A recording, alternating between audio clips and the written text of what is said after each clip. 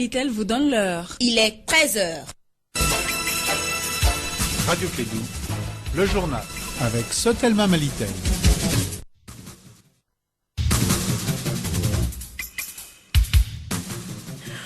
Vous l'avez bien compris, c'est l'heure de vous informer sur la 101.2. Bonjour à tous et bienvenue dans ce journal à la deuxième édition de Clédou Info. Avec moi dans ce studio, mon co-présentateur Arunaba. Bonjour. Bonjour Emma, bonjour à tous. Bienvenue dans cette édition. Le gouvernement du Mali appelle à l'apaisement suite à des multiples revendications des populations. Quelques membres du gouvernement ont animé en début de semaine un point de presse à la primature.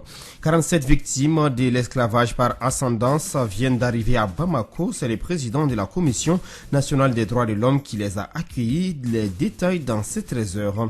L'actualité internationale nous conduira en République démocratique du Congo, au Congo-Brazzaville, au Royaume-Uni et enfin en Italie. Ramato Aidara est avec nous pour le décryptage complet de l'actualité internationale. Et puis les Aigles Espoirs seront au rendez-vous de la phase finale de la CAN des moins de 23 ans prévue au pays des Pharaons en novembre prochain. Les Maliens ont obtenu leur ticket hier face aux Marocains. Ce sont les titres de ce journal. Bienvenue à tous.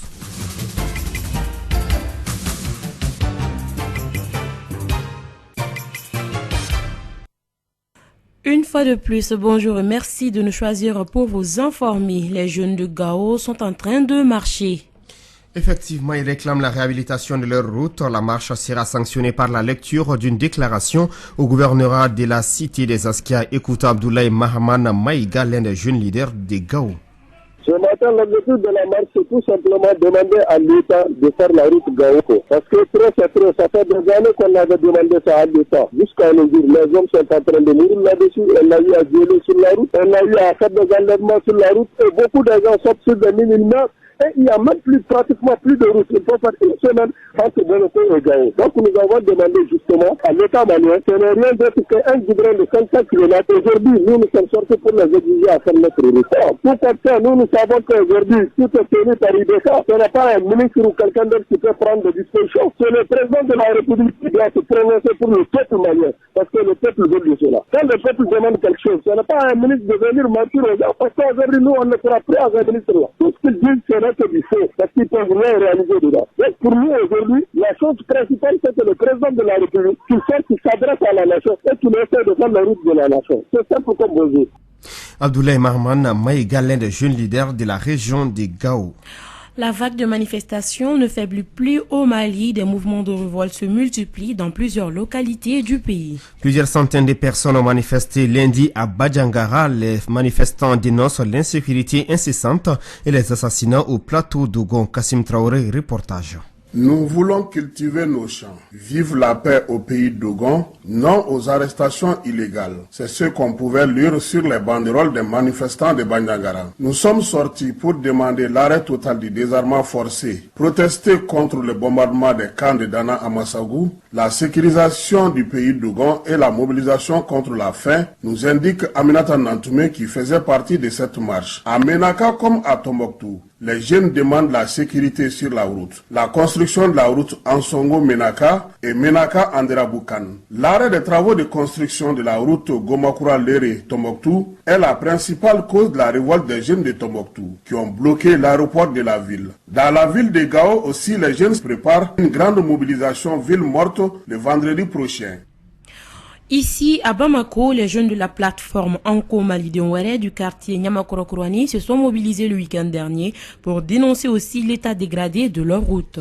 L'objectif de la rencontre était de réunir les acteurs du quartier pour pouvoir échanger afin de trouver une solution idoine.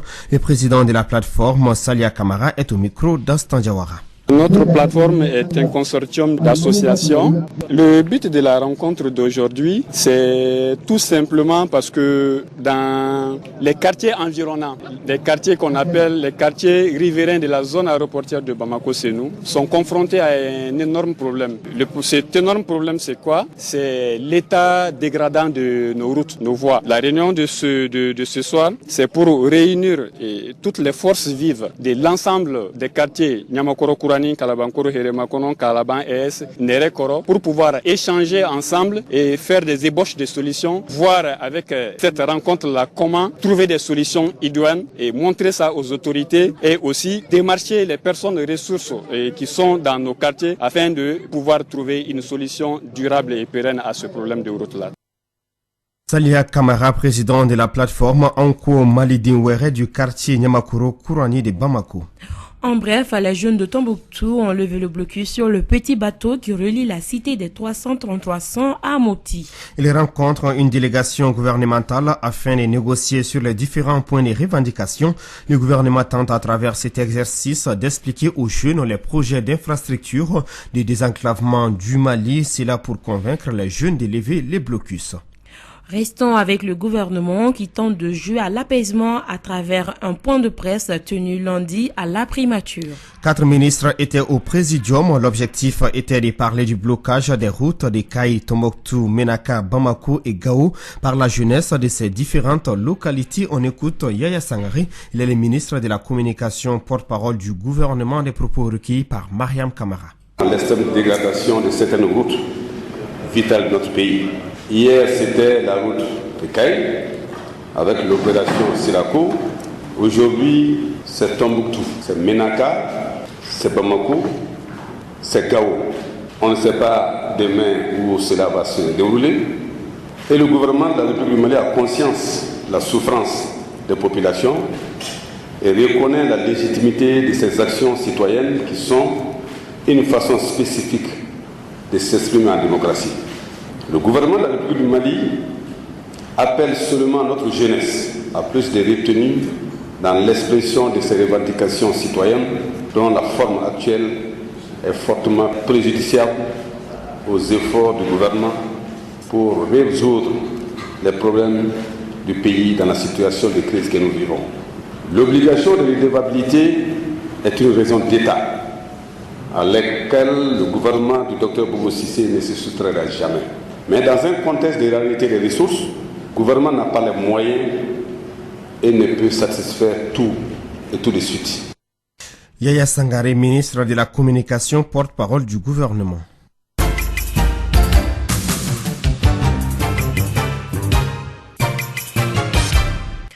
Après les 80 victimes du mois passé, d'autres victimes de l'esclavage par ascendance sont arrivées dans la capitale malienne. Elles sont au nombre de 47, accueillies par le président de la Commission nationale des droits de l'homme, Kassim Traoré, pour plus de détails. Les yeux rouges, une partie de son crâne blessé, Tuntou Diakité fait partie des 47 victimes de l'esclavage qui ont quitté le village de Kaendra dans le cercle de Diema. Agibou Boiré, président de la Commission nationale des droits de l'homme. Qui avait été emprisonné pour trouble à l'ordre public. Et lorsqu'il a été relaxé, il est retourné dans son village. Et malheureusement encore, les habitants de là-bas l'ont passé à tabac. Il a subi des sévices corporels. Il a été battu à sang. Toute chose qui est inadmissible. Donc les plaintes ont été introduites. Les procédures sont en cours. C'est suite à l'agression de Tuntou Diakité que d'autres habitants de Kaendra ont préféré quitter. Parce que la même menace plane sur leur tête, donc ils ont préféré revenir encore. On a maintenu notre position par rapport à l'interdiction formelle de l'esclavage. Et depuis, nous sommes en train de nous battre pour empêcher que l'esclavage continue dans cette localité précisément. Selon l'homme de droit, l'esclavage est interdit au Mali. Je pense qu'il y a certains, pour des raisons électoralistes, continuent à maintenir l'amalgame. Il n'y a pas d'amalgame à faire entre les traditions et l'esclavage. L'esclavage est interdit et proscrit. Et les pratiques esclavagistes sont connues. Ça n'a rien à voir avec les traditions. Ceux qui sont en train de tenir ces discours sont dans les dénis. On ne peut pas rapprocher les traditions et l'esclavage. Sinon, autrement, il y a des crimes rituels. D'aucuns pourraient dire qu'un crime rituel, c'est une tradition. Est-ce qu'on peut tolérer cela? Tuntou Diakité souhaite justice pour lui et les autres. Les autorités sont au courant de la situation et nous-mêmes, en tant que Commission nationale des droits de l'homme, nous avons pris le problème à bras-le-corps. Nous suivons les procédures judiciaires qui sont en cours. Ça ne va pas se passer comme avant où on étouffait les procédures et nous allons faire en sorte que les CB qui sont là-bas, également les juges de paix qui est là-bas, donc tous sont alertés par rapport à la prise en charge du problème. Malgré l'interdiction de l'esclavage, il y a des cas palpables dans la région du Caille et certains cas sont instrumentalisés par des hommes politiques. Parlons éducation à présent. La 15e édition du camp national d'excellence des élèves et étudiants du Mali est lancée. Tous pour une école apaisée et performante, c'est le thème retenu. Ce camp a débuté le lundi 9 septembre et doit prendre fin le 21 septembre 2019. Il vise à réunir les enfants excellents du Mali pour qu'ils puissent mieux se connaître et échanger entre eux sur la construction du Mali de demain. On écoute Timoré Tulenta, ministre de l'Éducation nationale, au micro d'Astan Diawara. Je crois qu'il est important de faire un rappel.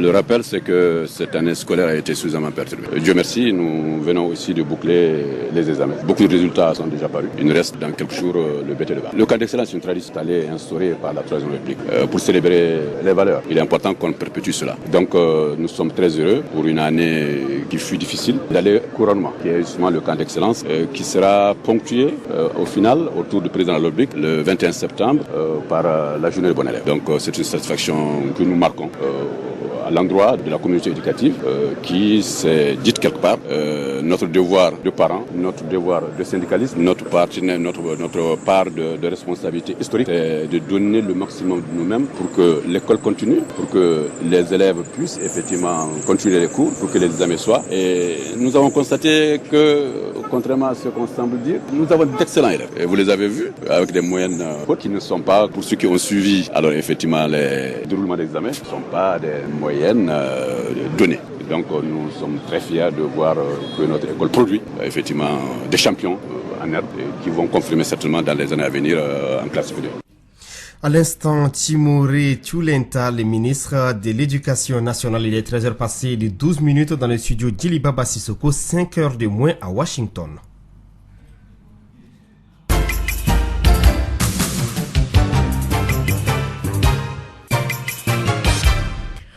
Mardi 11 septembre 2001, ce jour que les Américains n'oublieront jamais.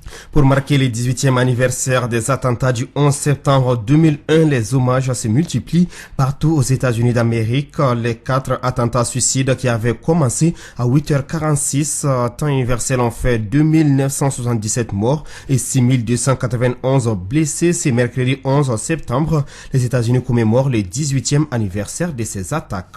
Restons à l'étranger pour décrypter l'actualité internationale avec nous dans ce studio. Ramatou Aïdara, bonjour. Bonjour Aruna, bonjour à tous. Nous commençons en République démocratique du Congo où des écoles catholiques n'appliquent pas la gratuité de l'enseignement instauré par le gouvernement. La mesure de gratuité de l'enseignement de base promise par Félix Tshisekedi n'est toujours pas financée. La présidence exige qu'elle soit appliquée en attendant les premières mesures de compensation, mais des écoles peinent à appliquer cette mesure, notamment des écoles catholiques. Les Congolais veulent attirer les investissements dans l'énergie et l'environnement. Les chefs d'État du Congo-Brazzaville, de l'Angola, de la Centrafrique, de la République démocratique du Congo et du Rwanda ont pris part mardi 10 septembre à Brazzaville au forum Investir en Afrique. À cette occasion, la Chine a dit son engagement de travailler avec les institutions. Brexit, défait au Parlement, Boris Johnson plus fragile que jamais. Le Premier ministre Boris Johnson n'a essuyé que des défaites au Parlement britannique, étant empêché lundi 9 septembre à la fois d'organiser des élections anticipées et de procéder à un Brexit sans accord. Le nouveau gouvernement de coalition italien a été approuvé ce lundi 9 septembre à Rome à la Chambre des députés. Parmi ses priorités, défaire les lois anti-immigration de Matteo Salvini. Ce gouvernement s'est engagé à une saison de réforme avec un changement de cap remarqué en matière économique, mais aussi de gestion de l'immigration. Merci Ramatou. Juste après ceci, l'actualité sportive.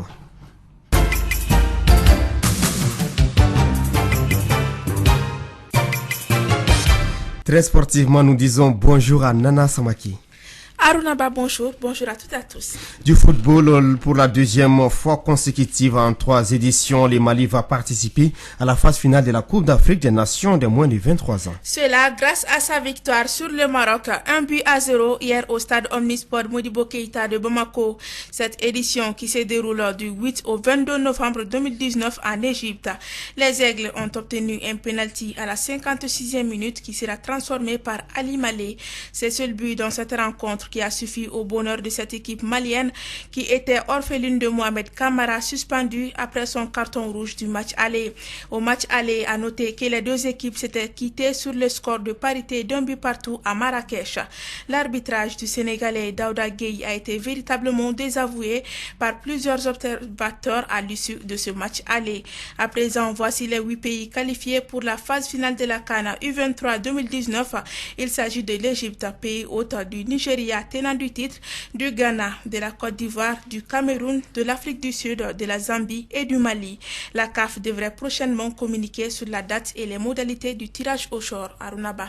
Bonne chance aux Aigles espoirs du Mali. Merci à toi Nana Samake, à Ramatou Aïdara, à Emma Fifame Nounao ainsi qu'à toute la rédaction des radios Clédou. Ce journal a été co-présenté par Emma Fifame Nounao et Arunaba avec la complicité technique des Fatoufal. Tout de suite, votre page élect.